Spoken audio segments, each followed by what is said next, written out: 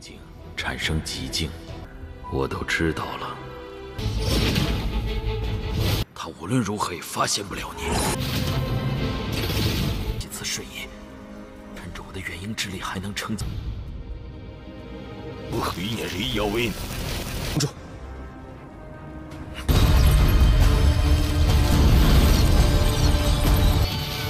能把对方传到。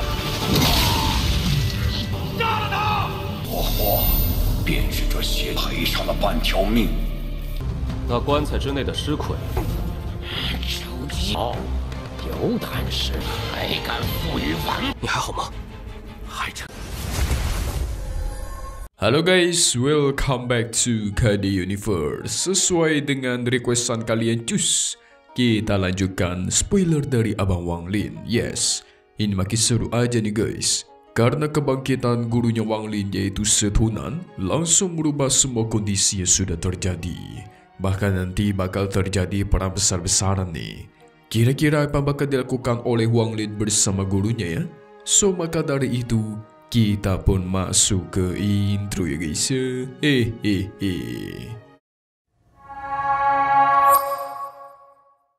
Terakhir kita sudah menyaksikan bagaimana Setunan yang bangkit lalu merasuki Wang Lin untuk mengusir ketua Zhu Quanzhe.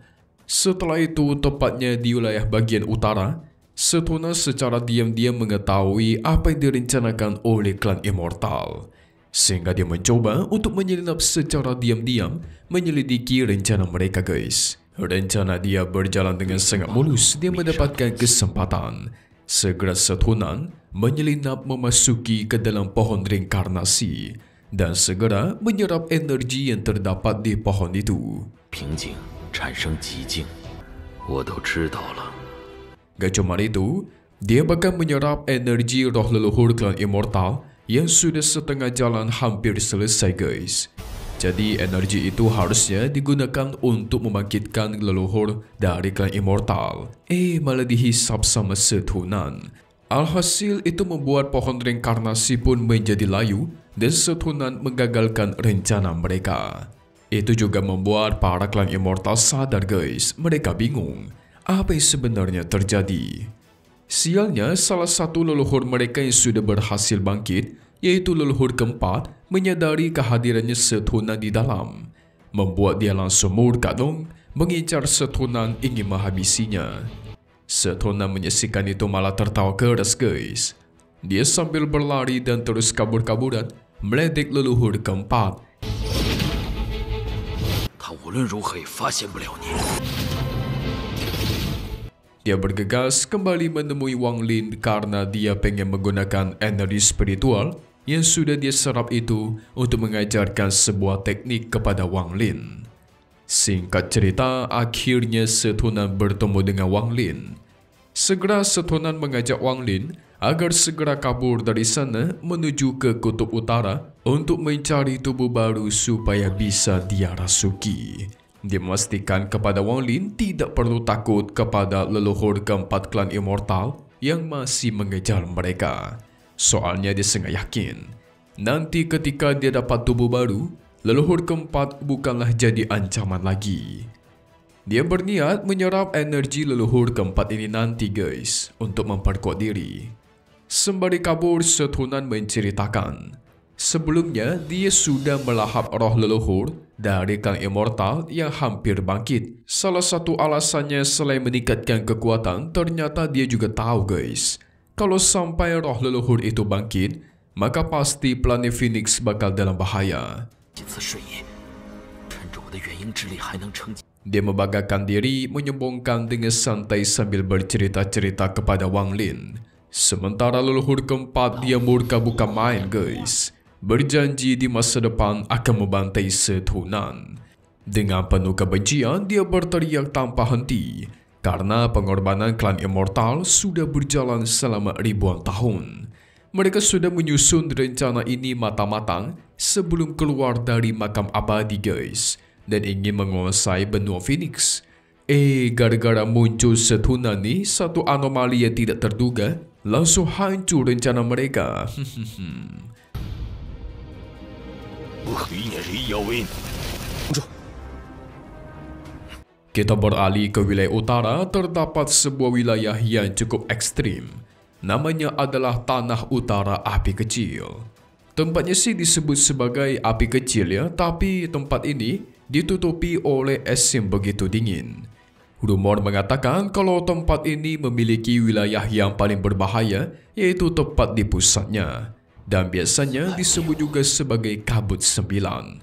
Saking berbahayanya tempat itu, segala makhluk hidup yang masuk ke dalam kabut tersebut itu pasti langsung meninggoy dan gak bakal pernah kembali dengan selamat. Di sana juga ada rumor mengatakan ada sebuah balok es yang warnanya itu merah. Katanya alasan balok es itu berwarna merah gara-gara mengandung api spiritual yang sangat kuat. Makanya walaupun ini adalah padang lautan es, tapi tempat ini masih disebut sebagai Tanah Utara Api Kecil karena emang terdapat satu api spiritual kecil yang tertanam di dalamnya, guys. Ada satu fakta yang lebih mengejutkan lagi. Ternyata di pusat kabut di sana terdapat si anak iblis laki-laki yang waktu itu dipanggil oleh Sun Tai untuk menghabisi leluhur klan troll. Di mana si bocah iblis ternyata disegel di sana, guys. Sebenarnya bocah iblis ini bisa melepaskan diri dari segel tersebut karena dia memiliki tubuh yang sangat kuat. Tapi gara-gara kabut di sana sangat berbahaya dan mematikan, alhasil membuat tubuhnya terluka dan dia cuma fokus memulihkan diri doang. Mau gak mau dia hanya bisa berdiam doang, guys. Tidak ada waktu buat menghancurkan segel. Bocah iblis ini bukanlah anak biasa. Buktinya saja leluhur klan troll yang dirana transformasi jiwa itu dihabisi babak belur, guys. Apalagi ternyata bocah iblis ini diciptakan oleh Sun Tai yang sekarang menjadi pemimpin dari sekte Mayain. Diketahui kalau bocah iblis ini diciptakan menggunakan tubuh misterius yang ke-171. Jadi dari ratusan mayat yang dibangkitkan oleh Sun Tai, bocah iblis ini mayat nomor 171, guys. Dulu dia ditemukan oleh Sun Tai di sebuah planet terpencil yang memiliki akar spiritual roh tersembunyi. Karena merasa cukup unik tempatnya, maka Sun Tai langsung mengambil tubuhnya dan menjadikannya sebagai eksperimen untuk memperkuat diri. Sun Tai sudah menghabiskan waktu sekitar 1000 tahun buat menyempurnakan tubuh bocah iblis ini.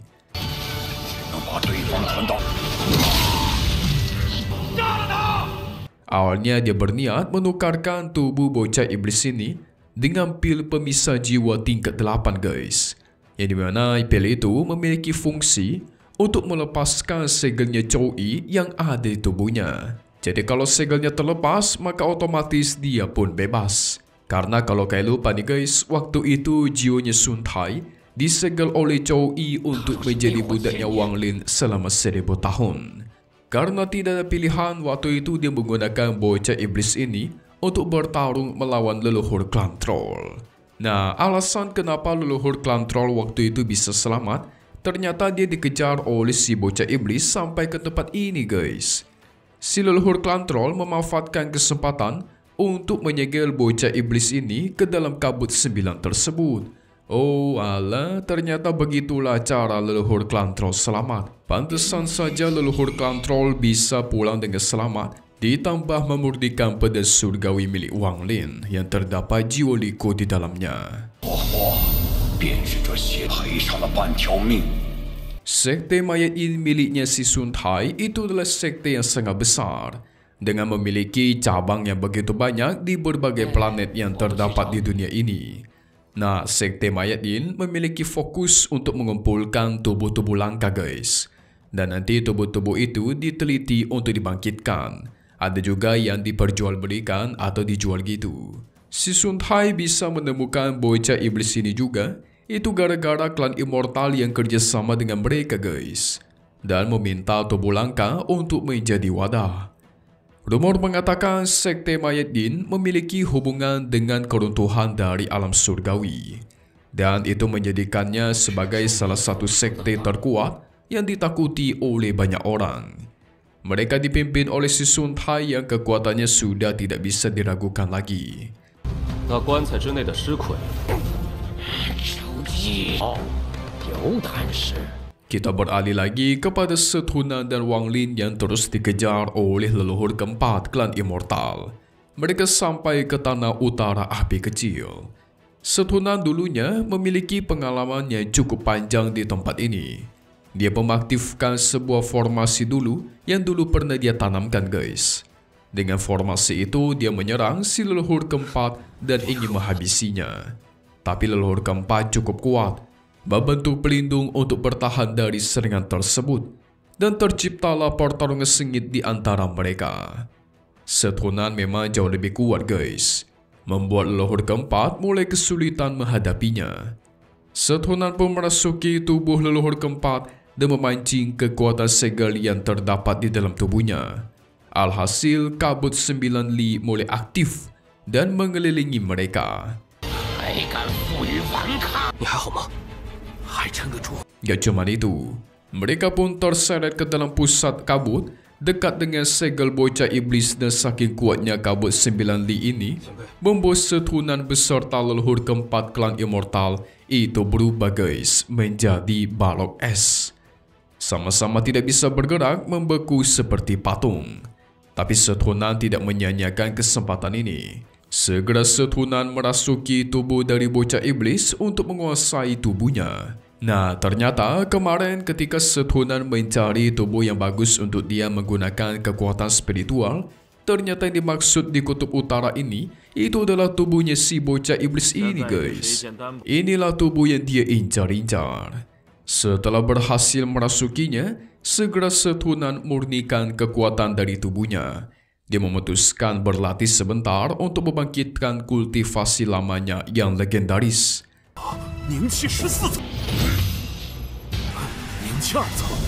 Wang Lin cuma diam doang dan menonton itu semua, guys. Dia mencoba bertanya kepada guru Sethunan menggunakan telepati soal kultivasi dari planet kristal. Karena yang dia tahu, harta itu kan sangat langka dan dicari-cari oleh semua orang. Guru Sethu menjelaskan, memang dulu dirinya dia mengira kristal itu cumalah benda suci. Tapi setelah dia menjadi seorang pemimpin negara Phoenix generasi kedua, dia akhirnya sadar, guys. Kristal tersebut menyimpan kekuatan yang berbahaya dan sangatlah kuat. Lalu dia memberikan nasihat kepada Wang Lin agar berhati-hati kepada satu orang, yaitu Ketua Zhu Quezhi. Soalnya Ketua Zhu Quezhi mengincar harta kristal tersebut. Mimin curiga kristal dimaksud adalah mutiara surganya Wang Lin. Nah, sehabis itu Guru Sethu pun memutuskan untuk berpisah dengan Wang Lin sementara, karena dia pengen memurnikan dan menyempurnakan kultivasinya dulu di dalam kabut ini. Soalnya kabut 9 Li ini adalah benteng yang sangat cocok untuk dia berlindung sekarang, guys. Cuman orang-orang kuat sajalah yang bisa menembus kabut benteng ini, guys. Wang Lin pun merasa lega melihat gurunya bisa berkultivasi dengan aman. Sebelum berpisah, Sethunan melanjutkan penjelasannya soal harta kristal. Jadi, harta kristal itu bukanlah benda yang bisa didapatkan dengan mudah dan kejamnya bukan main. Contohnya aja, setiap ada jiwa yang lahir di sebuah planet yang mendapatkan harta kristal itu, maka secara otomatis jiwa tersebut akan menyumbangkan sebagian esensinya ke dalam harta tersebut. Jadi secara sederhananya, orang yang memegang harta kristal itu bisa menghabisi orang lain dengan sesuka hati mereka, guys. Nah, tapi orang yang memegangnya juga bisa dihabisi kapan aja. Tentu mendengar itu Wang Lin jadi bingung dong, dia merasa terancam kalau gitu. Yang berarti esensi jiwa miliknya juga terkandung di dalam harta kristal tersebut. Nah, loh. Cuma sekarang dia berpikir, orang yang memiliki kristal tersebut itu pastilah Ketua Zhu Quezhi, sang pemimpin planet Phoenix yang sekarang, guys. Jadi Wang Lin membuat sebuah strategi untuk melepaskan jiwanya dari kristal kultivasi planet. Tujuan utamanya sekarang mengembalikan kekuatan bendera 1 miliar jiwa miliknya dengan pergi ke medan perang asing. Nah, di medan perang asing kan banyak jiwa yang berkeliaran tuh. Nanti akan ditangkap oleh Wang Lin lalu dia kumpulkan. Setelah itu barulah dia bakal mengincar si leluhur klan troll. karena dipercaya darahnya bisa memberikan kekuatan teknik kuno ke tubuh aslinya, guys. 前，弟子曾帮助过一个劫持。主动投诚。 Tapi sebelum itu, dia juga harus berpikir nih, kalau dia masuk ke medan perang kuno sekarang, pasti banyak sekali musuh yang bakal dihadapi, guys. Dan kalian mesti ingat, di sana ada Toshan. Ingat gak kalian, guys, sama Dewa Toshan yang dulu hampir menghabisi Wang Lin? Dengan kekuatan Wang Lin sekarang, dia masih belum cukup, bahkan masih jauh kalau ingin menandingi Dewa Toshan. Walaupun dibantu oleh Setona sekalipun tuh, tetap gak cukup, guys. Jadi dia bertekad untuk segera meninggalkan planet Phoenix. Nah, tetapi sebelum dia pergi, dia pengen mengantarkan Chouru ke tanah kelahirannya yang berada di negara Chu. Dia pengen memastikan sendiri Chouru sampai dengan selamat. Dia pun berpisah dengan guru Setona sebentar, guys. Wang pun memulai perjalanannya ke wilayah Chu. Ketika sudah sampai, dia melihat hal-hal yang sangat mengerikan, yaitu wilayah Chu sudah hancur oleh klan Immortal. Tidak menyangka klan Immortal bergerak begitu cepat, bahkan sudah menyerang sampai ke wilayah Chu. Apalagi rumor mengatakan ada 3 negara kultivasi peringkat 5 yang memutuskan untuk mundur dan bekerja sama dengan klan Immortal, dengan tujuan supaya negara mereka tidak dihancurkan. Jadi dari semua negara nih yang bertahan cuma satu, guys, yaitu negara Phoenix. Cuma ketua Chu Chuezi doang yang terus bertarung melawan klan Immortal. Di sisi lain, Chu Chuezi menyuruh Qianfeng agar menjadi pemimpin sebuah pasukan untuk menyerang klan Immortal. Ketua Chu Chuezi ikut turun tangan dalam pertempuran itu sehingga terciptalah pertarungan yang super besar di benua Phoenix. 可明白云雀子系分支，他竟暗中培养自己。 Di antara semua negara yang ada di sana, memanglah negara Phoenix yang paling kuat, guys. Makanya gak heran klan Immortal pun kesulitan melawan mereka. Namun tiba-tiba, kakek Yun Chuezi, yaitu kakek yang memberikan si Wang Lin topi penyamaran, itu muncul secara tiba-tiba, guys, dan diam-diam. Dia diam-diam menyusup dari belakang dan menyerang ketua Chu Chuezi. Sayangnya ketua Chu Chuezi kaget dan tidak sempat menghindar, membuat dirinya terluka cukup parah. Yun Chuezi menegaskan kalau sekarang dia merupakan leluhur kedua dari klan Immortal dan menantang ketua Chu Chuezi untuk bertarung 1 lawan 1 3 bulan dari sekarang. Wow, berarti sekarang kakek Yun Chuezi ini sudah menjadi salah satu leluhur dari klan Immortal nih. Semua orang tentu kaget mendengarnya, guys. 机关，今日来， 走，老夫带你提宗去。 Ketua Chu Chuezi tidak menyangka ternyata saudaranya yaitu Yun Chuezi sudah berkhianat kepada sekutu musuh. Namun karena dia terluka parah, pada akhirnya dia setuju, memutuskan untuk mundur terlebih dahulu dan mengulur waktu sampai 3 bulan ke depan. Sementara di sisi lain, Chu Yunfei sedang mundur dari pertempuran juga. Dia memutuskan untuk tidak mau ikut bertarung lagi sampai lukanya sembuh.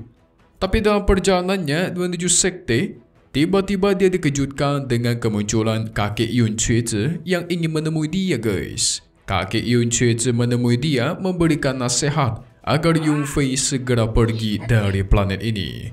Karena sebentar lagi planet Phoenix bakal segera hancur dan dikuasai oleh klan Immortal.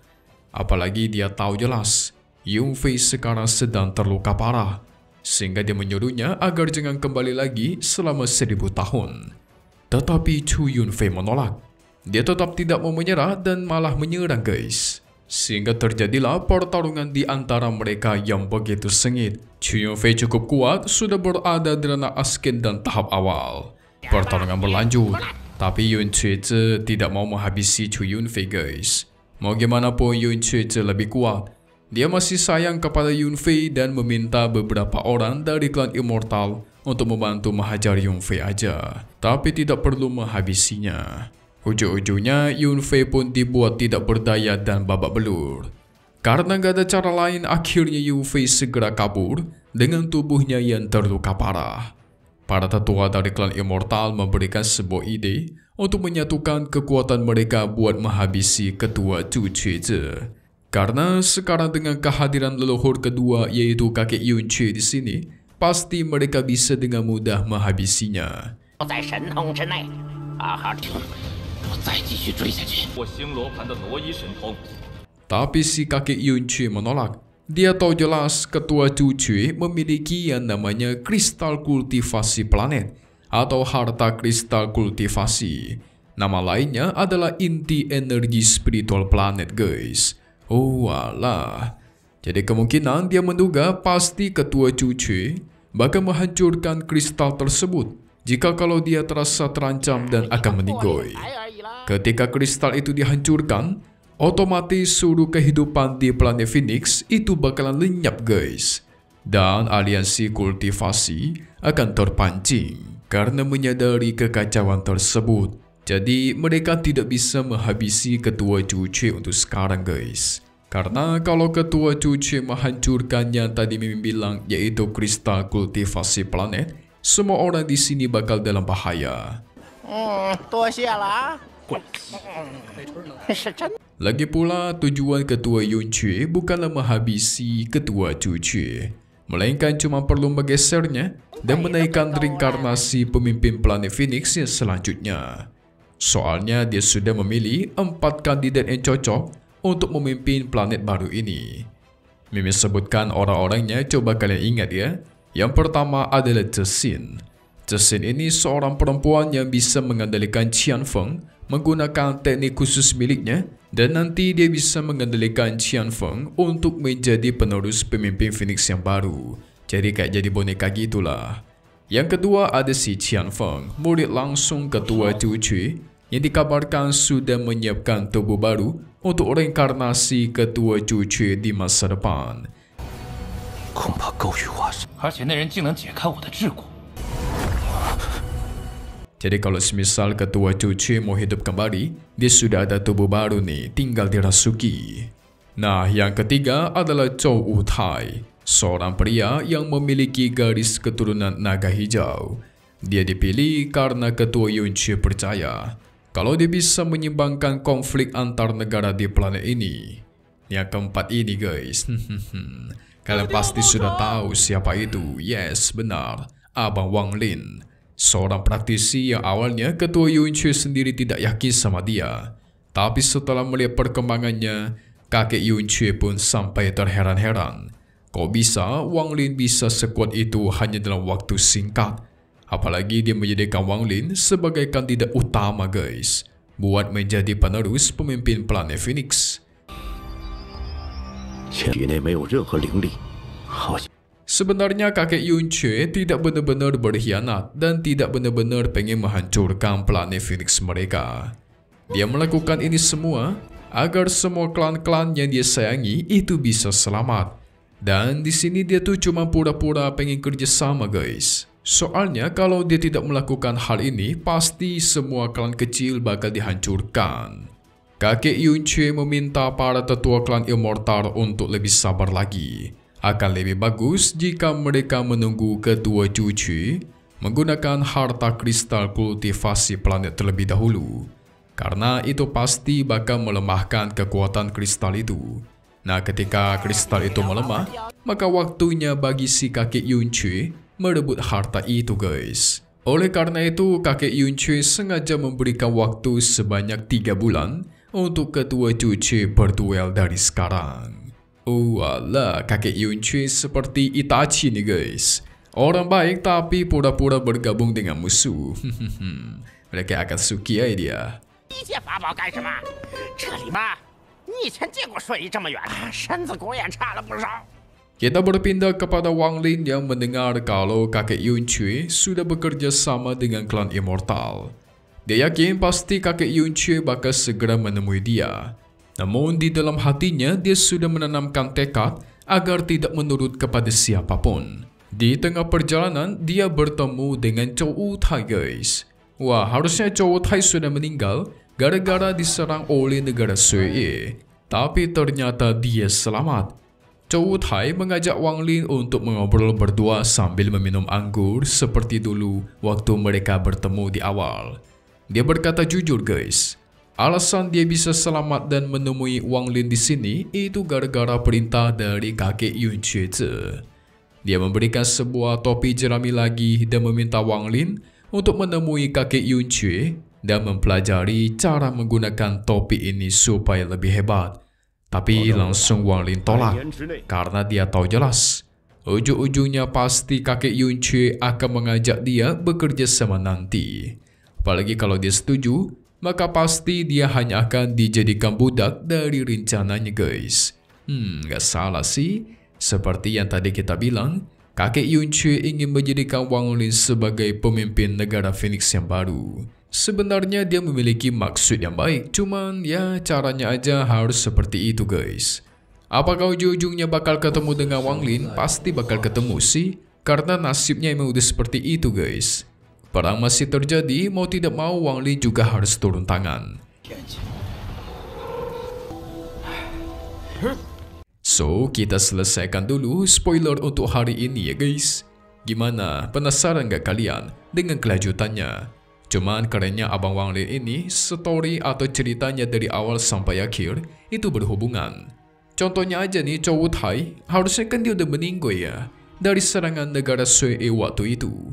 Tidak disangka-sangka kakek Yun Chue menyelamatkannya. Apalagi soal kakek Yun Chue.